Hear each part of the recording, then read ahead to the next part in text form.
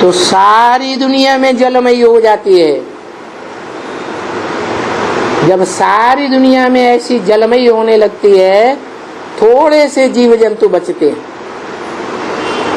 आपने देखा होगा नदियों में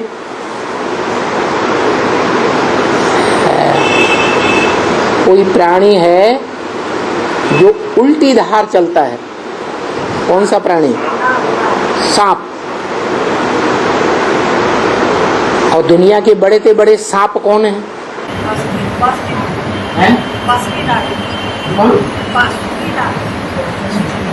वो तो राजा है, उसकी प्रजा भी तो होगी, यथा राजा। वो कौन है?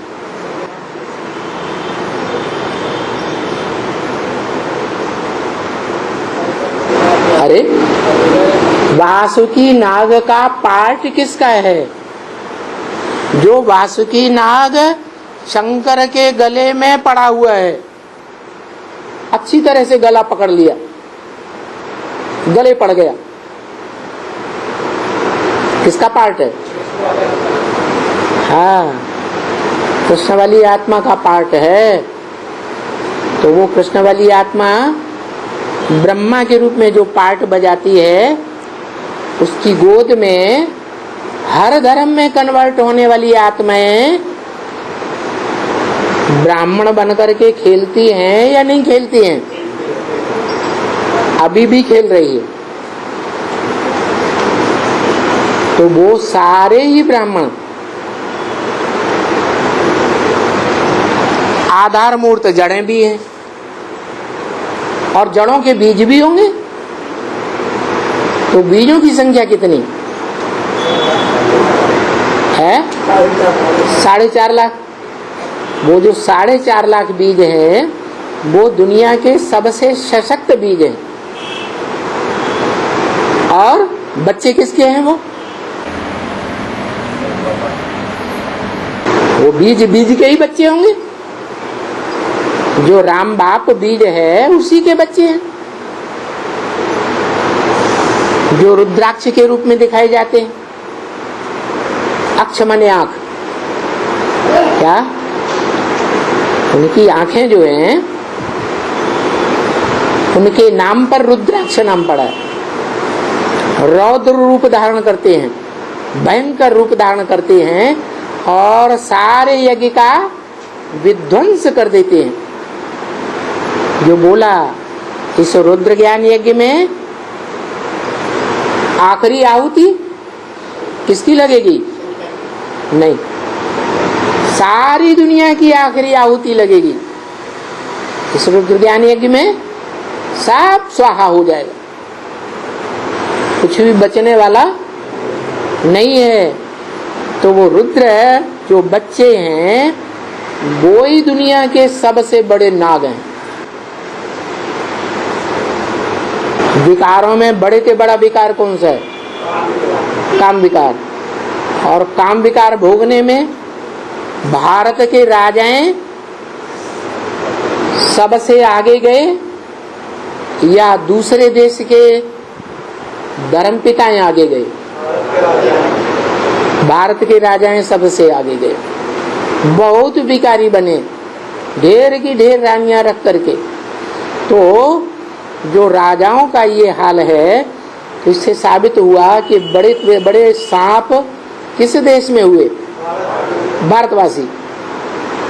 वो भारतवासी सांप जिनमें ये ताकत है कि नदी की धारा को उल्टा चीर करके चले जाते हैं।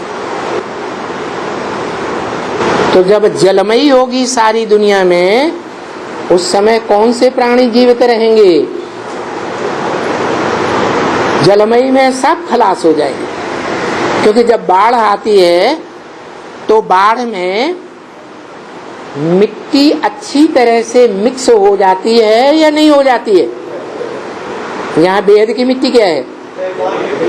देवहानि की जो बेहद की मिट्टी है, वो सारी दुनिया में मनुष्य मात्र में रग रग में भर जाती है। ऐसी स्थिति में सब प्राणी खलास। कौन बचते हैं? एक बचता है।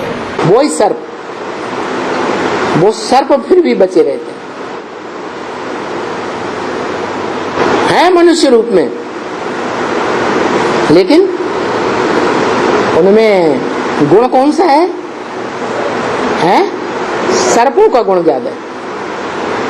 तो बताया सारी दुनिया में जब जलमयी हो जाएगी, समंदर का स्तर बहुत ऊंचा उठ जाएगा, तो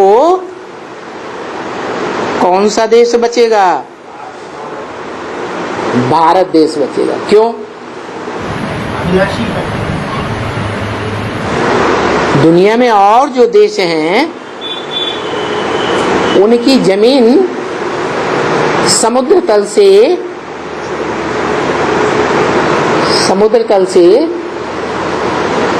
जितनी भारत की ऊंचाई है, उत्तर भारत या दक्षिण भारत तो चलो फिर भी डूब जाता है पहले ही। जो उत्तर भारत है वो उतनी ही ऊंचाई पर है लगभग जितने और देशों में ऊंचाई है। वहां पहाड़ नहीं है क्या?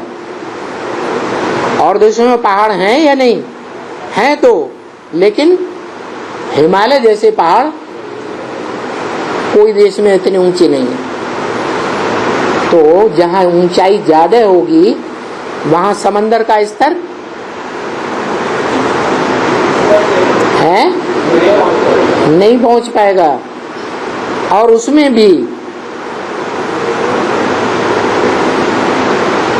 जितने भी पहाड़ हैं उनमें हिमालय पहाड़ सबसे ऊंचा है,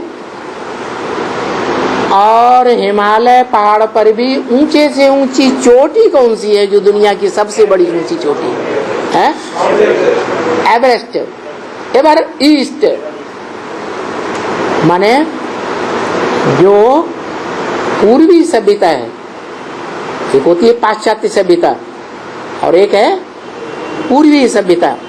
तो पूर्वी सभ्यता को फॉलो करने वालों में एक ऐसी चोटी है जो बहुत ऊंची है। उसके लिए बोला कि तुम जब पूरे ही डूब जाते हो, क्या जितने भी दूसरे धर्मों में कन्वर्ट होने वाले सर्प हैं वो सब डूब गए, फिर क्या बचेगा? ऊंचे से ऊंची चोटी बचती। तो जो एवरेस्ट माने पूर्वी सभ्यता को विशेष फॉलो करने वाली आत्माएं हैं, असल सूर्यवंशी, वो बचेंगे। और उनमें भी कौन बचेगा? जो गीता में लिखा है, ना सतो विद्यते भावो ना भावो विद्यते सतः।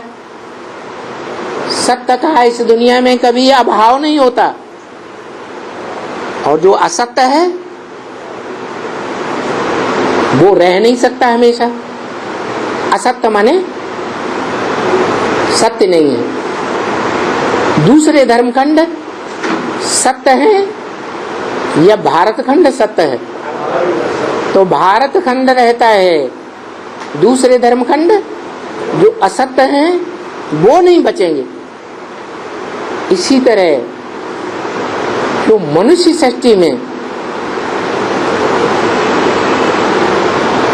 वो आत्मा कौन है जिसके लिए शास्त्रों में भी गायन है कि वो एक सत्य जरूर रहता है। कौन है? कौन? शंकर के लिए कहते हैं कि उसका जन्म देने वाला कोई माँ बाप नहीं, उसकी मृत्यु होते हुए किसी ने देखा नहीं। वो मृत्यु होते हुए क्यों नहीं देखा? क्योंकि वो कालों का काल है, महाकाल है, सारी दुनिया को काल के गाल में ले जाने वाला, परंतु उसको काल के गाल में ले जाने वाला कोई भी नहीं है।